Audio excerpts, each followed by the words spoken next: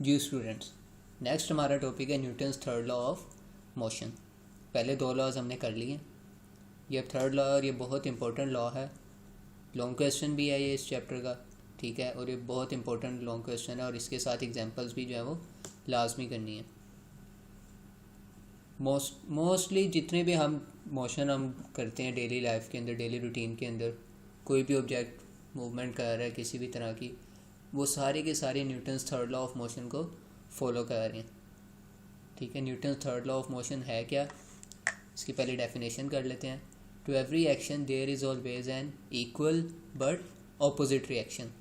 ये बहुत important statement है समझने वाली कि हर एक्शन की एक इक्वल और ऑपोजिट रिएक्शनल फोर्स होती है जिस वजह से वो ऑब्जेक्ट मूव कर रहा होता है, या रेस्ट में है या मूवमेंट में है, किसी भी पोजीशन के अंदर है तो उसके ऊपर ये लॉ जो है वो अप्लाई हो रहा होता है, चाहे वो ऑब्जेक्ट रेस्ट में है या चाहे वो मोशन के अंदर है। ये साइड पे एक एग्जांपल बनी हुई है कि बुक पड़ी हुई है टेबल के ऊपर, ठीक है। तो इसमें क्या हो रहा है कि बुक का जो वेट है ना, ये फोर्स है जो कि डाउनवर्ड टेबल के ऊपर एक्ट कर रही है। तो कौन सी ऐसी चीज़ है जो इस बुक को इस टेबल के ऊपर रखती है? वो क्या है कि ये टेबल जो है वो क्या कर रही है, इस बुक के ऊपर एक रिएक्शनल फोर्स, जिसको हम आर से रिप्रेजेंट कर रहे हैं यहाँ पे, रिएक्शनल फोर्स लगा रही है जो किसके इक्वल है, उसी फोर्स के इक्वल है जो जितनी बुक ने टेबल के ऊपर लगाई हुई है। ठीक है, जो फोर्स बुक टेबल पे लगा रहा है वो क्या है, उसके वेट के इक्वल है, जितना उस बुक का वेट है उतनी ही फोर्स वो एक्सर्ट करेगा टेबल के ऊपर। ठीक है, जिसको हम कौन सी फोर्स कहेंगे, एक्शन फोर्स। ठीक है, और जो फोर्स टेबल लगा रही है बुक के ऊपर, उसके वेट के इक्वल जितना बुक का वेट डाउनवर्ड एक्ट कर रहा है उतनी ही फोर्स टेबल जो है वो अपवर्ड एक्ट करवा रही है।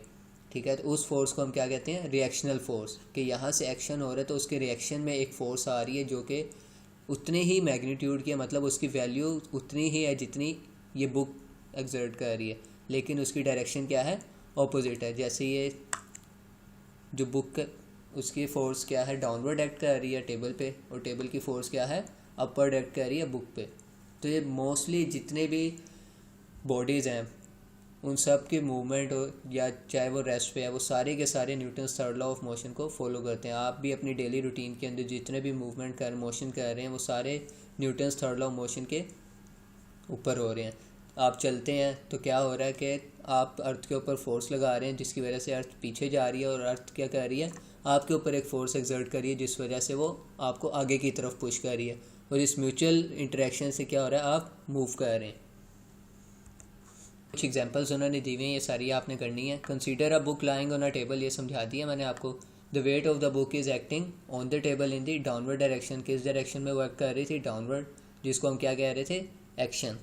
The reaction of the table acts on the book in the upward direction, और जो रिएक्शन है टेबल का वो क्या कर रहा था, बुक को अपवर्ड डायरेक्शन में मूव करवा रहा था। इसी तरह इस साइड पे ये एक बैलून की पिक्चर बनी हुई है।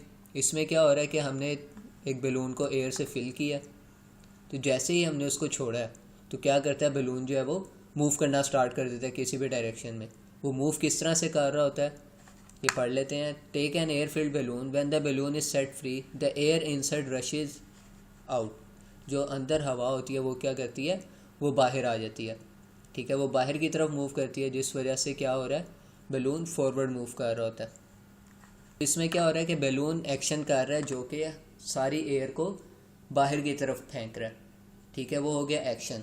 तो अब एयर क्या करती है, उसी के इक्वल रिएक्शन फोर्स एक्सर्ट करती है जो जिस वजह से बैलून आगे मूव करता है। In this example the action is by the balloon that pushes the air out of it when set free. The reaction of the air which escapes out from the balloon acts on the balloon. It is due to this reaction of this escaping air that moves the balloon forward. और इसी तरह यहाँ rocket की एक example दी हुई है। ठीक है, उसमें से गैसेस बाहर आ रही होती हैं, रॉकेट जो है वो गैसेस पे फोर्स लगा रहा है बाहर की तरफ फेंकने के, और गैसेस क्या कर रही हैं, रिएक्शनल फोर्स लगाती हैं जिस वजह से रॉकेट अपवर्ड मूव कर जाता है। इसी तरह ही एक अगर हम एग्जांपल ले लें, बर्ड्स किस तरह से फ्लाई कर रही हैं, बर्ड्स भी इसी तरह ही फ्लाई कर रही होती हैं कि वो क्या करती हैं, एयर को डाउनवर्ड मूव करवा रही होती हैं जिस वजह से एयर उनके ऊपर सेम रिएक्शनल फोर्स एक्सर्ट करता है जिसकी डायरेक्शन ऑपोजिट होती है और वो एयर की वजह से अपवर्ड मूव कर रही होती हैं। इसी तरह से बर्ड्स फ्लाई करती हैं। क्विक क्विज कर लेते हैं। उन्होंने कहा है स्ट्रेच आउट योर पाम, अपनी हथेली निकालिए, and hold a book on it, और उस पर एक बुक रखें। How much force you need to prevent the book from falling, कि हमें कितनी फोर्स उस पर एक्सर्ट करनी पड़ेगी जिस वजह से वो बुक जो है वो नीचे ना गिरे। तो ये अभी हमने किया है कि उतनी ही फोर्स रिएक्शन एक्सर्ट होता है जितना उस ऑब्जेक्ट का वेट होता है। तो जितने बुक का वेट होगा उतनी ही फोर्स हमें एक्सर्ट करनी पड़ेगी। What is the action?